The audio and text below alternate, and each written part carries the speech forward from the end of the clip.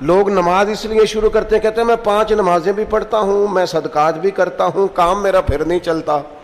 تو میں کہتا ہوں تمہیں پتہ ہی نہیں، نمازی کے لیے تو آزمائش ہے، جتنا ایمان کامل اتنی آزمائش بھی زیادہ۔ اور یہ میں اپنے پاس سے نہیں کہہ رہا، حضرت ابو سعید خدری رضی اللہ تعالیٰ عنہ فرماتے ہیں میں نبی پاک علیہ الصلوۃ والسلام کی خدمت میں حاضر ہوا اور حضور کے دست مبارک کو چومنے کے لیے میں نے اپنے ہاتھ جب آگے کیے تو تپش تھی، تیز بخار تھا نبی پاک کو۔ تو حضرت ابو سعید خدری رضی اللہ تعالیٰ عنہ ارشاد فرماتے ہیں کہ میں نے، یہ سنن ابن ماجہ میں موجود ہے، فرماتے میں نے عرض کیا یا رسول اللہ صلی اللہ علیہ وسلم اتنا تیز بخار؟ حضور فرمانے لگے ہم پر جو آزمائشیں آتی ہیں نا انبیاء پر، وہ عام لوگوں سے دگنا آتی ہیں۔ یہ تو لاڈلے ہیں، یہ تو محبوب ہیں اللہ کے۔ فرمایا عام لوگوں سے دگنی آزمائش آتی ہے، لیکن فرمایا ہمارا رب بڑا کریم ہے، ہمیں اجر بھی ڈبل ہی عطا کرتا ہے، ہمیں اجر بھی ڈبل ہی عطا کرتا ہے۔ تو حضرت ابو سعید خدری کہتے ہیں موقع اچھا تھا، میں نے ایک سوال بھی کر دیا، میں نے کہا یا رسول اللہ صلی اللہ علیہ وسلم بتائیے نا بھلا دنیا میں زیادہ آزمائشیں کن کو آتی ہیں؟ تو حضور فرمانے لگے سب سے زیادہ آزمائشیں اللہ کے انبیاء کو آتی ہیں، نبیوں کو آتی ہیں۔ حضور اس کے بعد فرمایا اس کے بعد جو ان کے زیادہ قریب ہوتا ہے اسے آتی ہیں۔ لوگ کیا سمجھیں گے امام حسن کی آزمائش کو؟ لوگ کیسے سمجھیں گے سیدنا امام حسین کی آزمائش کو؟ فرمایا جو ان کے زیادہ قریب ہوتا ہے اسے زیادہ آزمائش آتی ہے۔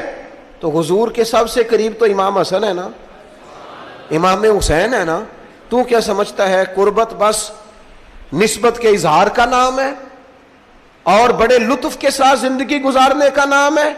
تو نبی پاک علیہ الصلوۃ والسلام نے فرمایا بات بڑی مزے کی ہے، فرمایا پھر اللہ کے بعض بندے تو ایسے ہوتے ہیں جنہیں اللہ فقر میں مبتلا کر دیتا ہے، فرمایا ان کے پاس صرف ایک چادر رہ جاتی ہے، اتنا فقر ان کے پاس آتا ہے، لیکن جو حدیث کے آخری لفظ ہے نا وہ وجد والے ہیں، وہ وجد والے ہیں، وہ سرور والے ہیں۔ ہمارا یہ مزاج ہوتا ہے کہ میٹھا میٹھا کھا جاؤ اور ذرا کڑوا آ جائے تو سویرے بھی رو شام بھی رو، حال ہی کوئی نہیں، غریبی بڑی، پریشانی بڑی، حضرت صاحب گھر سے بیماری جاتی نہیں، اور جناب کیا بتائیں بعض لوگ تو ایسے ہیں جن کی بات سن کے لگتا ہے زندگی میں کبھی سوئی ہی نہیں، اتنے بڑے بڑے دکھ سناتے ہیں۔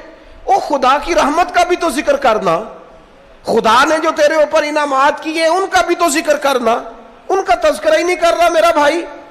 نبی پاک علیہ السلام نے فرمایا ان لوگوں پر دکھ آتے ہیں پر قربان ہونے کو جی چاہتا ہے ان لفظوں پر۔ حضور فرمانے لگے وہ رب کی طرف سے آنے والے دکھ پر بھی اس طرح راضی ہوتے ہیں جس طرح تم میں سے کوئی راحت ملنے پر راضی ہوتا ہے، سکون والی چیز ملنے پر جس طرح تم راضی ہوتے ہو اس طرح وہ دکھوں پر بھی راضی ہوتے ہیں۔ دکھ قبول محمد بخشا، دکھ قبول محمد بخشا، پر ایک شرط لگائی چھوٹی سی میاں صاحب نے، انہوں نے کہا 100 دفعہ قبول ہے، دکھ 100 دفعہ قبول، دکھ قبول محمد بخشا پر راضی رہن پیارے۔ یہ شرط یہ ہے کہ تو راضی رہ، تو راضی رہ، دکھ قبول محمد بخشا، راضی رہن پیارے۔ اور حضرت سلطان صاحب کہنے لگے اساں کیتی ہے جان حوالے رب